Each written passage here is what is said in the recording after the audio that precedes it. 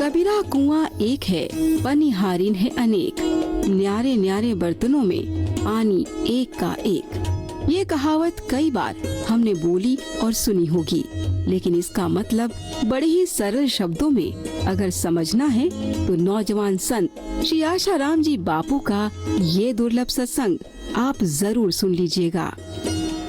तो वेदांत कहता है कि तुम्हारा वास्तविक जीवन सर्वोपरि है। दूसरी बात देखो तो जो वृक्ष दिख रहे हैं वो कभी न कभी गिरेंगे, जो लताएं लहला रही है वो सूखेंगी, जो पक्षी किलहोल कर रहे हैं वो एक दिन मर मिटेंगे, और जो मनुष्य दौड़ते भागते नजर आ रहे हैं वो भी एक दिन शमशान की यात्रा में समाप्त हो जाएंगे। कोई 25 में, 50 में, 60 में, 70 में, 80 में, 100 में सब सफाया होगा।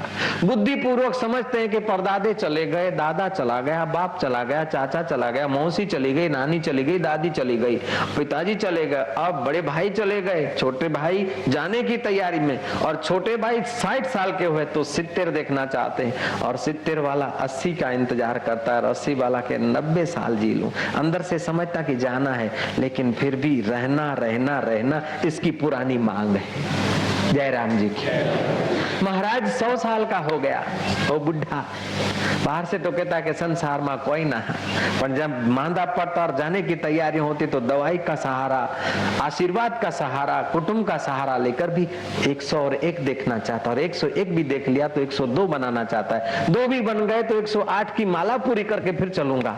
माला पूरी हो गई फिर कहो काका क्या बात है कि बीजू कोई मरतू ज नहीं महाराज। अब बुद्धि पूर्वक समझते हैं कि सबको जाना है जाना है जाना है, लेकिन जब मृत्यु आकर खड़ी होती है तो मृत्यु से अनजान हो जाते हैं। वेदांत कहता है कि तुम्हारा वास्तविक जीवन है उसकी कभी मौत हो नहीं सकती है, लेकिन तुम प्रकृति के इस हाड़ मास के या अंतवाहक के शरीर को मैं समझकर अगर जीवन जीना चाहते हैं तो वो जीवन टिकता नहीं, वास्तविक जीवन कभी मिटता नहीं। वो तुम्हारा वास्तविक जीवन तुम जान लो। उत्तिष्ठ जागृत प्राप्य वरान बोध्यत उपदेशंति ते ज्ञानम ज्ञानिनः तत्वदर्शिना।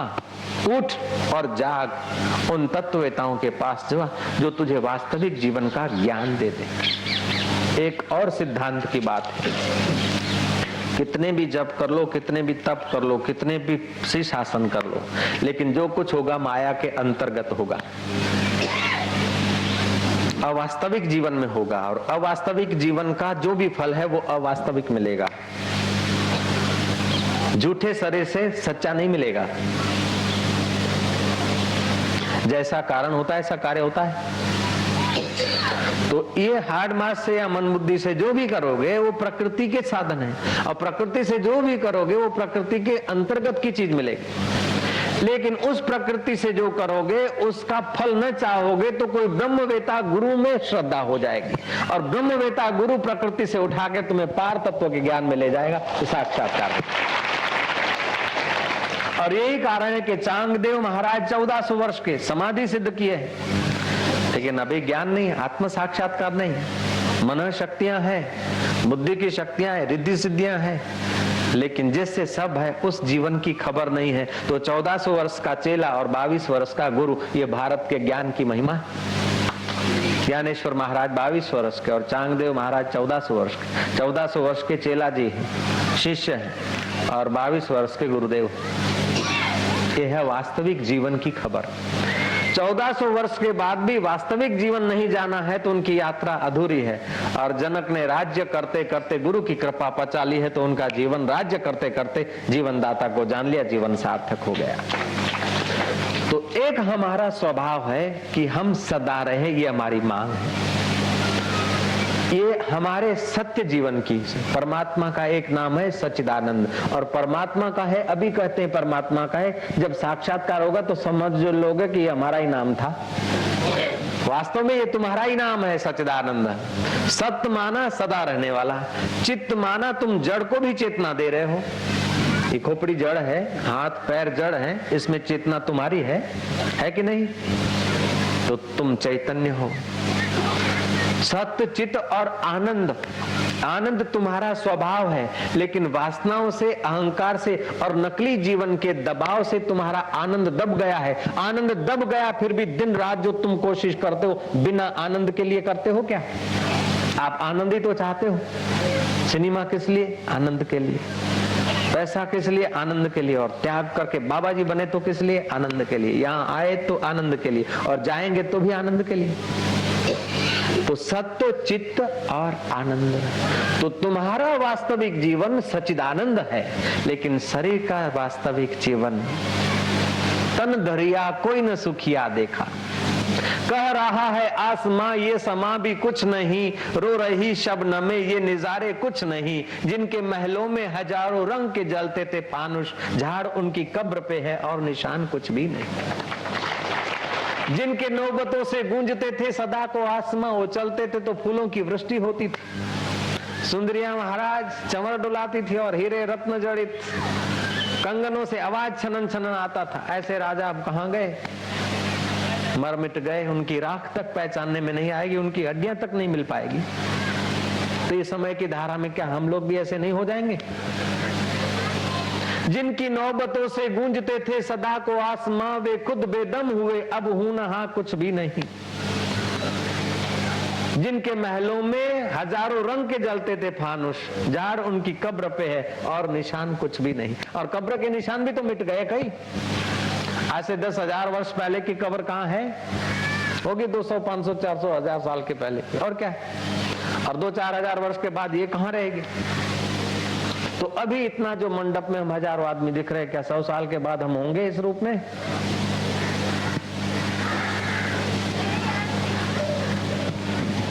संसार धर्मशाला है, सराया है, सब पसार हो रहा है।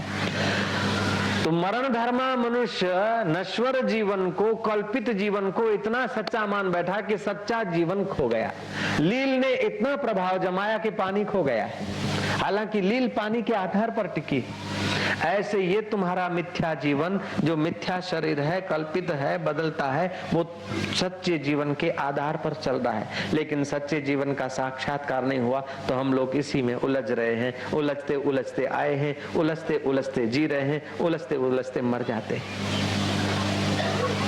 शास्त्रकार ब्रह्मवेता तो यूं कहते हैं कि चाहे कोई एमए हो, चाहे पीएचडी हो, लेकिन सत्संग से वंचित है तो महामूर्ख है, वीआईपी कोटा का गधा है।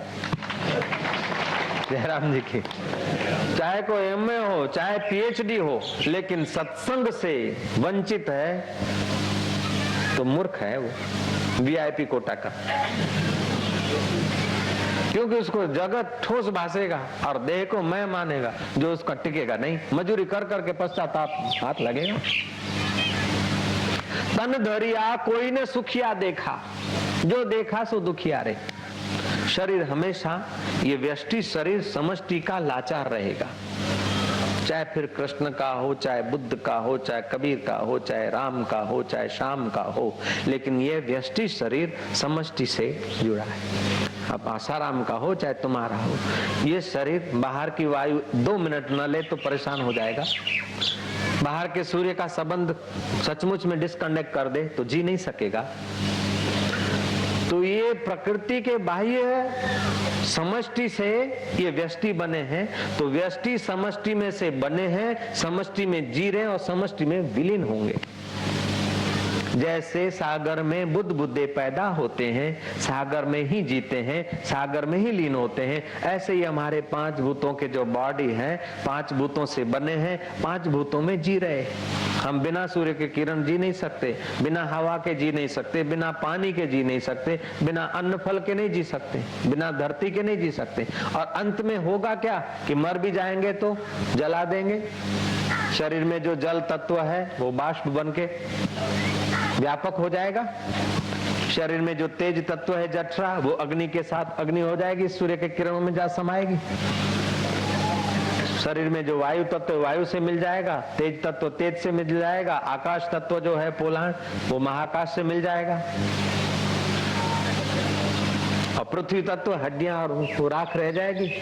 उसको महाराज कहीं भी डाल दो, समाप्त। फिर वो कहीं फूल होकर खिल सकती है राख, और वही पानी कहीं बरस के गेहूं होकर बन सकता है, गुलाब होकर खिल सकता है, या योगी के लिए स्नान का भी या आचमन का भी साधन बन सकता है। हमारा ही मुर्दे का पानी बाष्पीभूत होकर न जाने किस रूप में कहां हो सकता है। तो तत्व से देखा जाए तो इस शरीर का भी वास्तविक में विनाश नहीं होता है, इसका परिवर्तन होता है।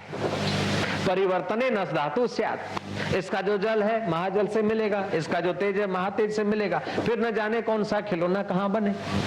लेकिन हम वो नहीं रहते हैं। हमारा जो अंतवाहक शरीर है, सूक्ष्म शरीर है, उसमें कर्म और वासना के संस्कार रहते हैं। कर्म और वासना के जैसे संस्कार होते, उन्हीं संस्कारों से खिंचकर मृत्यु के बाद एक मुहूर्त हम मूर्छित होते हैं, फिर उन्हीं संस्कारों से खिंचकर उन जगहों पर हम चले जाते हैं। जैसे तुम्हारे सत्संग के संस्कार है तो तुम यहाँ खिंच के आ गए, किसी के चाय बीड़ी के संस्कार है तो वो होटल पे और पान के गले पे पहुंच गए, किसी के फिल्म के संस्कार जोर करते तो थिएटर में पहुंच गए, किसी के जेब काटने के संस्कार है तो उन्हीं यारों के बीच पहुंच गए। और महाराज किसी को मैंने पीना सीख लिया करके कांकरिया पे गप्पा ठोकने का संस्कार है तो वहीं पहुंचेंगे। ऐसे मरने के बाद भी जिनके जैसे जैसे संस्कार हैं, और संस्कार तो बहुत सारे होते, उन संस्कारों में जो तीव्र संस्कार होगा उसी प्रकार के वातावरण में उसका जन्म होगा। और गलती से अगर दूसरी जगह उसका जन्म हुआ तो गर्भ में ठहरेगा नहीं और आया और चला जाएगा। आदमी मर जाता है ना, ऐसे जीव मर जाते हैं तो आकाश मंडल में स्थित होते हैं, समय पाकर चंद्रमा के किरणों के द्वारा, बरसात के बूंदों के द्वारा, हवाओं के द्वारा आकर अन्न में, जल में, फल में स्थित होते हैं। और उनके संस्कार के अनुकूल उन्हें गर्भ मिलता है तो टिक जाते हैं, और संस्कार के अनुकूल, प्रारब्ध के अनुकूल गर्भ में आ भी जाते तो टिकते नहीं और बाथरूम में चले जाते। ये मेरा लड़का है क्योंकि मेरे शरीर से जन्मा है। तो यही अगर मेरा लड़का है, ऐसी अंदर से दृढ़ मान्यता है, तो क्यों ये मेरे शरीर से उत्पन्न हुआ। तो तेरे शरीर से तो भाई कई लड़के पसार हो गए जो बेचारे नाली में रवाना हो गए। जय श्री कृष्ण के ऊपर से मेरा बच्चा है क्यों कि मेरे शरीर से पसार हुआ। तो तुम्हारे शरीर से पसार हुआ अथवा मिसिस का उसमें रक्त है तो मिसिस का रक्त भी माहवारी का कई बार पसार हुआ बाथरूम में, और तुम्हारे शरीर से भी ऐसे जीव बेचारे कई, जो एक दो बेटा है उसके भाई कितने बेचारे नाली में चले गए। हो सकता है कि हम हमारे माता पिता के पास आए, उसके पहले न जाने किसके अंदर आए होंगे और हमारी भी तो ये हालत हुई होगी, नाली में बह चले होंगे। कितना दुख है, कितनी तुच्छता है। संभव है जब हम हैं तो हमारे भाई भी होंगे, माता पिता के शरीर से और भी तो पसार हुए होंगे, और वे बेचारे कहाँ होंगे। लेकिन तुम्हारा वो जो चैतन्य स्वरूप आत्मा है वो इतना शुद्ध है कि उसमें जैसी भावना करो ऐसा सत्य हो भासता है। इतना साफ सुथरा है जैसे आईना के आगे जैसा खड़ा कर दो वैसा ही उसमें दिखेगा। ऐसे ही वो चैतन्य के आगे तुम जैसे संस्कार या भाव खड़े कर दो उसमें ऐसा ही प्रतिबिंब होने लगेगा। जैसे पृथ्वी में जैसा बीज बो दो और वही उत्पन्न होने लगता है, ऐसे उस चैतन्य शुद्ध परमात्मा में, असली जीवन में जैसी भावना कर दो ऐसा ही उसमें हो भासता है। इसलिए भावना करना, संकल्प करना तुम्हारे हाथ की बात है। तो कृपानाथ करने में सावधान रहो, कहीं ऐसा न करो कि तुम जंजीरों में जकड़े जाओ। करने में सावधान और होने में प्रसन्न रहो। जब करने में सावधान हो जाओगे तो होने में प्रसन्न रहना कठिन न पड़ेगा। हम लोग करने में सावधान नहीं है, जहां तहां के संकल्प करते हैं, जहां तहां की मान्यता मान लेते हैं, जहां तहां की आकांक्षाएं कर लेते हैं, तो जीवन जहां तहां भटका जाता है। एक आदमी दवाई के दुकान में गया, बीमार था, जो सामने दवाई मिली खा लिया, जो सामने इंजेक्शन आया वो भोंक दिया, जो सामने डोज मिला वो पी लिया, तो जो होने वाला है वही हो जाएगा उल्टा सीधा।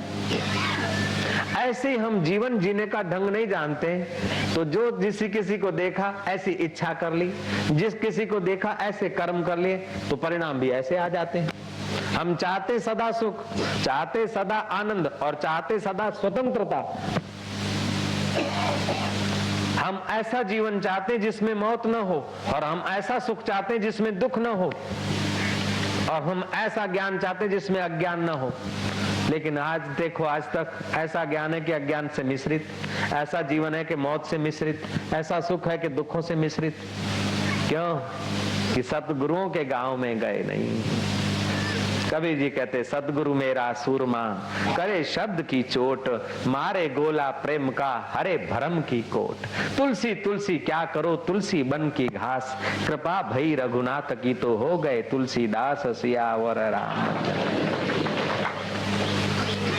अपने आप की अगर कृपा हो जाए, अंतर्यामी रघुनाथ की कृपा हो जाए, बेड़ा पार हो जाए। कबीरा कुआ एक है पनियारी अनेक, न्यारे न्यारे बर्तनों में पानी एक का एक। सब घट मेरा साइया खाली घट ना कोई, बलिहारी वो घट की जा घट प्रगट होई। केवल प्रकट करना है, उसे बनाना नहीं है, उसे लाना नहीं है, उसे खोजना नहीं है, केवल प्रकट करना है। तो अप्रगट किन कारणों से है कि उल्टी मान्यताओं से वो अप्रगट है, उल्टी मान्यता हटते ही वो प्रकट हो जाएगा। तो अब उल्टी मान्यता कैसे हटाएं कि अपने को पटेल मानना छोड़ दो। पटेल भटेल सिंधी गुजराती ये बॉडी का नाम है, हमारा नाम नहीं, ये अंदर पक्का कर लो। अपने को स्त्री पुरुष लड़की लड़का सेठ नौकर अमीर साहूकार गुलाम गरीब ऐसा मत मानो। ये तो तुम पाठ अदा कर रहे हो, तुम इन सब को देख रहे हो। कभी गरीबी थी, कभी अमीरी है, कभी तंदुरुस्ती है, कभी बीमारी है, कभी वाहवाही है, कभी निंदा है। उस सब को तुम देखने वाले हो, वो वास्तविक जीवन की किरण है। महाराज हम तो फंस गए। किससे फंसे हो? कि मोह माया से। क्या मोह माया के? रुपए पैसे कुटुंब कबीला। अरे कितने ही पैसे आए तुम्हारे जेब में और कितने ही चले गए। पैसे चले गए, तुम कहाँ फंसे? तुम फंसे जाते तो तुम ही चले जाते। कुटुंबी से फंसे तो कुटुंबी अभी कहीं है, फिर भी तुम तो यहाँ हो ही। कैसे फंसे हो? फंसना और छूटना तुम्हारे विचारों पर आधारित है। तुम विचार ऐसे करो कि महाराज फंसे हुए जीवन में भी तुम स्वतंत्र हो सकते हो, नहीं तो महाराज स्वच्छंदी जीवन में स्वतंत्र जीवन में भी तुम्हें फंसान का एहसास होगा। जो घूमती है सो घूमेगी और जो खड़ा है सो खड़ा है। शरीर माता के वहां रहेगा, पिता के वहां रहेगा, गुरु के वहां रहेगा, शिष्य के वहां रहेगा, लेकिन शरीर रहेगा, बढ़ेगा, बीमार होगा, मरेगा, सड़ेगा, फिर भी मेरा कुछ नहीं बिगड़ता है। ऐसा जो मैं वास्तविक जीवन हूं उसका मुझे साक्षात्कार होना चाहिए।